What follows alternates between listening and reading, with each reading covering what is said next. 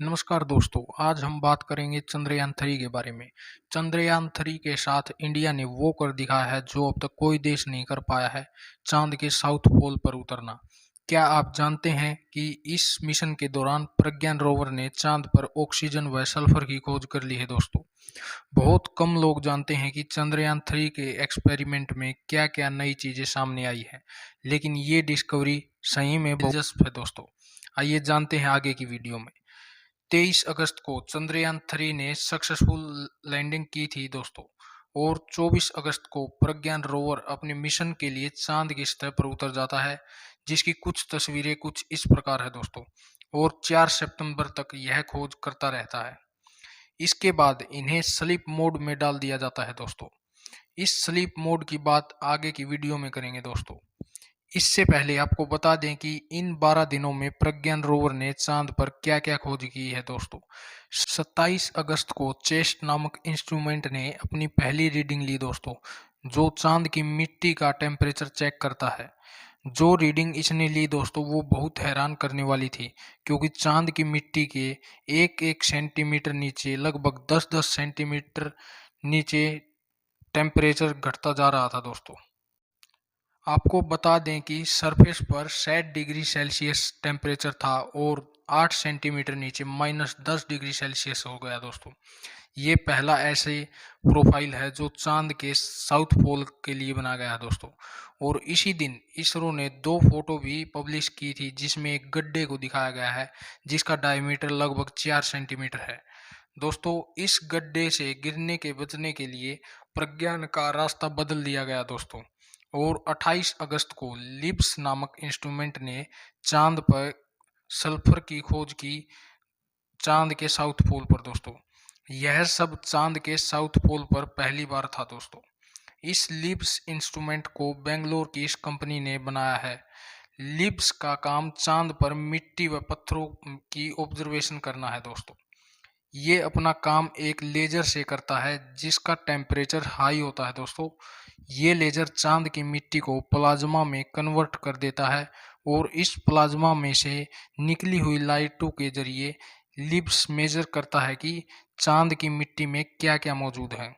और इस ग्राफ के जरिए हम पता लगा सकते हैं कि चांद पर क्या क्या मौजूद है दोस्तों। इसमें आप देख सकते हैं कि सल्फर, एल्यूमिनियम, क्रोमियम, आयरन आदि चांद पर मौजूद हैं दोस्तों। इससे पहले अपोलो व लूना मिशन ने भी सल्फर की खोज की थी दोस्तों, लेकिन चांद के सरफेस पर चलकर नहीं खोज की। फॉर एग्जाम्पल, नासा ने चांद पर टाइटेनियम की मात्रा को भी पाया था, जो लूनर ऑर्बिट से पता लगाया था, जो चांद के गोल गोल चक्कर काट कर टाइटेनियम का पता लगाया था, न कि चांद के सरफेस पर उतरकर दोस्तों। और 2009 में जापानीज स्पेसक्राफ्ट ने भी चांद पर यूरेनियम का पता लगाया था, लेकिन लिब्स की टेक्नोलॉजी बहुत एडवांस है दोस्तों इन सब के मुताबिक। लिब्स से ने इन सब चीज़ों की उपस्थिति भी चांद पर कंफर्म की है दोस्तों।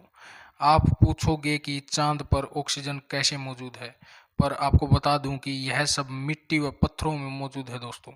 लेकिन यह बहुत अच्छी खबर है दोस्तों, क्योंकि अगर कभी चांद पर परमानेंट बेस बनाया गया और ऑक्सीजन की जरूरत पड़े तो इन्हीं पत्थरों को एक्सट्रैक्ट करके ऑक्सीजन प्राप्त कर सकते हैं दोस्तों। और आपको बता दूं कि नासा पहले से ही इस एक्सट्रैक्ट करने की टेक्नोलॉजी पर काम कर चुका है। और ये ऑक्सीजन इतनी ज़्यादा है कि 8 बिलियन लोग 1 लाख साल तक रह सकते हैं चांद पर। लिब्स के अलावा प्रज्ञान पर एपेक्स नामक इंस्ट्रूमेंट है दोस्तों। दोनों के काम करने का तरीका काफ़ी अलग है। लिब्स तो लेजर व एपीएक्सएस रेडियो एक्टिव मटेरियल का प्रयोग करता है दोस्तों। एपीएक्सएस अल्फा पार्टिकल्स व एक्सरे डालता है सरफेस पर, और इस एपीएक्सएस में परमानेंट रेडियो एक्टिव सोर्स होता है दोस्तों। और अल्फा पार्टिकल्स व एक्सरे सरफेस पर टकराते ही सरफेस पर मौजूद एटम सैंपल्स खुद एक्सरे सबमिट करने लग जाते हैं दोस्तों। और अब आते हैं विक्रम लैंडर पर।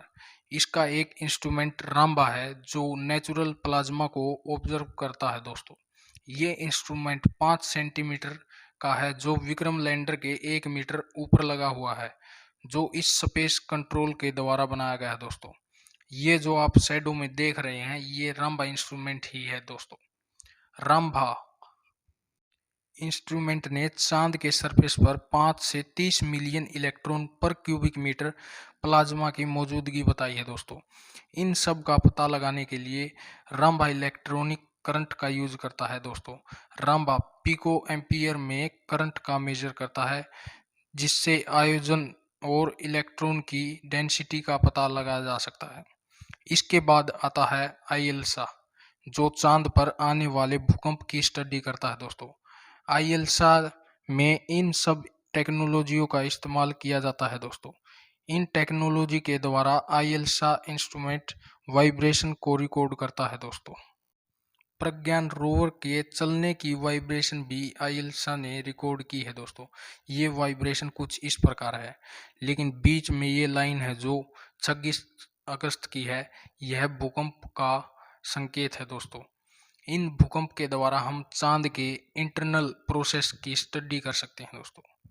इसके बाद बात करते हैं 3 सितंबर की, जब इसरो ने विक्रम लैंडर के साथ होप एक्सपेरिमेंट किया था। इस एक्सपेरिमेंट के द्वारा विक्रम लैंडर को अपनी जगह से दूसरी जगह शिफ्ट करना था। विक्रम के इंजन को फायर कर 40 सेंटीमीटर ऊपर उठाकर और 40 से 50 सेंटीमीटर दूसरी जगह पर शिफ्ट किया गया दोस्तों। इस एक्सपेरिमेंट में प्रज्ञान के उतरने वाला रैंप वापस फोल्ड कर लिया गया था। ये कुछ फोटोज हैं दोस्तों इस एक्सपेरिमेंट की। इस एक्सपेरिमेंट का इरादा यह था कि यह वापस उड़ सकता है इंसानों को लाने के लिए दोस्तों। और फिर 4 सितंबर को रोवर व विक्रम को स्लीप मोड में डाल दिया गया सुबह 8 बजे। इसरो चीफ का कहना था कि बेहतर प्रिपरेशन के लिए यह कार्य किया जाता है। स्लीप मोड से पहले प्रज्ञान की बैटरीज को पूरी तरह से चार्ज कर लिया गया था दोस्तों। इस वक्त प्रज्ञान व विक्रम दोनों के रिसीवर्स को ऑन रखा गया था दोस्तों। आपको बता दें कि इसरो ने पहले प्लान किया गया था कि यह मिशन केवल एक लूनर दिन यानी 14 दिन तक ही चलेगा, लेकिन अब इसरो ने आस लगा रखी है कि प्रज्ञान व विक्रम दोबारा से जाग उठेंगे जब दोबारा से सुबह होगी चांद पर। ये चीज पहले चाइना ने कर रखी है दोस्तों। इसके मिशन में चैंग ई4 रोवर चांद पर दोबारा सुबह होने पर वो जाग उठता है दोस्तों। चंद्रयान 3 की ये अगली सुबह 22 सितंबर को होगी दोस्तों।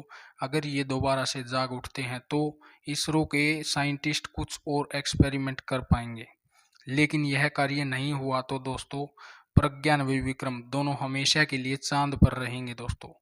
मिलते हैं नई वीडियो के साथ। धन्यवाद दोस्तों।